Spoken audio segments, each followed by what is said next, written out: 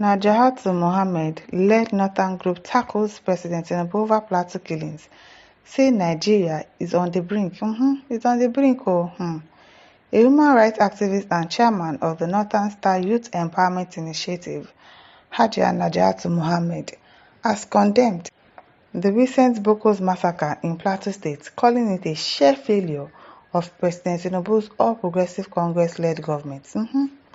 The attack, which occurred between April 2nd and April 3rd, 2025, had claimed over 60 lives and left many communities devastated, and our president has not said a single thing about what happened in Plateau State, but everybody was quick to condemn the killings of the supposed hunters that happened in Nivomi.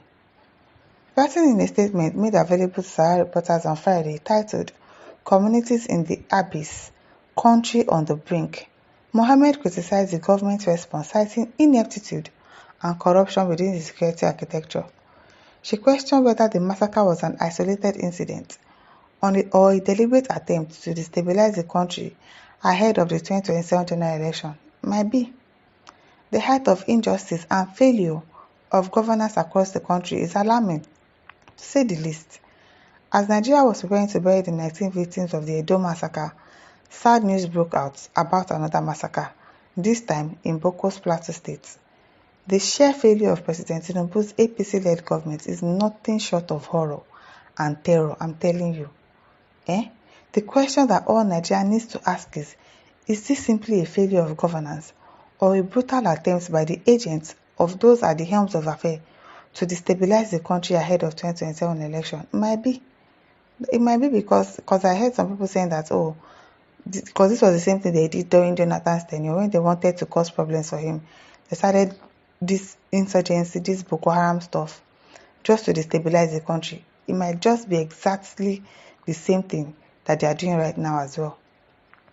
Considering how deeply unpopular and inept this government is, we must all start to ask ourselves deeply alarming questions. Mohammed highlighted the country's security agency's failure to intervene during the Boko's massacre, allowing the attackers to wreak havoc for hours. She also alleged that the selection of head of security agencies is based on tribal affiliation and psychophancy rather than merit, and that's the nepotism that we are also talking about. Claiming that corrupt politicians have diverted the security apparatus to protect their interests, families, and stolen wealth, the activists rebutted the National Security Advisor Nuhu Ibadu's claim that insecurity had decreased by 90% in the past 10 months. That one that does not know what he's saying. Calling it absurd and insincere. Yes, very absurd. You that they stole your healers in front of a mosque. Insecurity has decreased by how? They are just a bunch of liars. All of them. Lying people. When senior government and security officials blatantly lie to the public about the nation's insecurity, we are indeed doomed. Following the Boko's massacre, the National Security Advisor Nuhu Ibadu stated that insecurity across the country has been reduced by 90% in the past 10 months. It's not only absurd and insincere, but also underscores the level of detachment these people are from our reality. Yes, they don't know what's going on. They have no idea what the people are going through. They have no iota of what we are going through.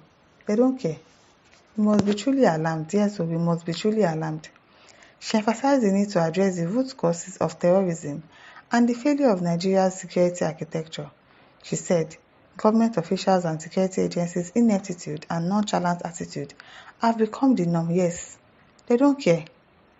When people die, it's a normal thing. As long as their own family members are not there, they never care. Corruption and corrupt practices across the entire security architecture are now the standard of operation.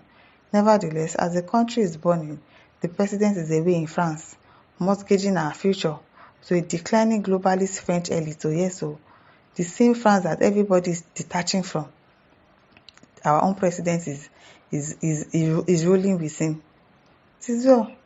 Our lives are being taken by marauders and perceived agents of failed governance at a time when our lives, future, and that of our children are being stolen by corrupt globalist elites and their corrupt local stooges. What can be worse than this? She questioned.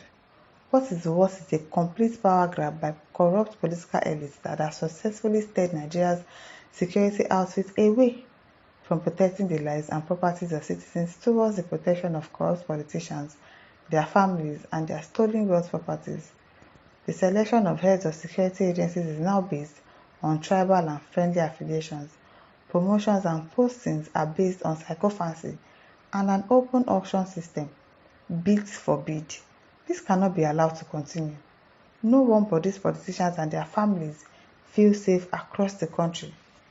Mohammed urged Nigerians to seek ways to defend themselves, yes, so stating what is unsustainable cannot be sustained. For certain, this government has not only failed, but has also lost touch with reality. They have indeed lost touch. They don't know what's going on.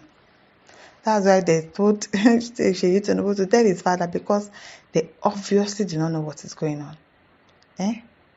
Her statement concludes with a warning that the government has lost touch with reality and that decisive action is necessary to prevent further crises.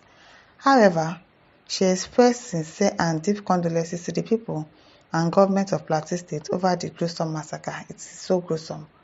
So gruesome. God will really help us in this country. God will really, really help us in this country. Hadiza Asile Baba says, T-Pain can never buy Naja'Atu. May Allah keep protecting you, Mama Naja'Atu. Amen. At least she's saying the truth. We have somebody that is actually saying the truth to power. Bright White says, Oman Abattoir in Nigeria as a result of Tinubu's cluelessness. As in, I don't understand. The cluelessness is out of this world. Anna Dong says, I was expecting this kind of group to speak out during Buhari's regime, but here we are today. I remember during GED, some people promising to make the system ungovernable, and it happened. With these renewed attacks all over the country, I smell a rat, because 2027 is around the corner, and some people cannot imagine themselves out of power, because Nigeria is their own. Let us go dash them the country. Let us separate and give them Nigeria. Let them take it. Let them have it. Let the Biafra have their nations as well. Let the Yoruba people also go. We need to separate from these people. We really, really need to separate from them. It's not working. Let's stop pretending as if we are united. It's not working with these people. So if they want to own Nigeria, let us give it to them. Dash them. It is well. King Joe says nobody should pay attention to these northerners. They have been in support of the genocide happening across the Middle Belt from day one. Now they think they will score political points with it. Okay. Abadugo says Tinubu is the most clueless and incompetent president Nigeria ever had. He only cares for the Southwest. That's why he gives what belongs to the entire South to only Southwest. You don't know what you're saying. You're talking rubbish. Well, my listeners, over to you. Leave your thoughts in the comment section. Don't forget to like, to share, and subscribe. Thank you for listening. See you some other time. Bye.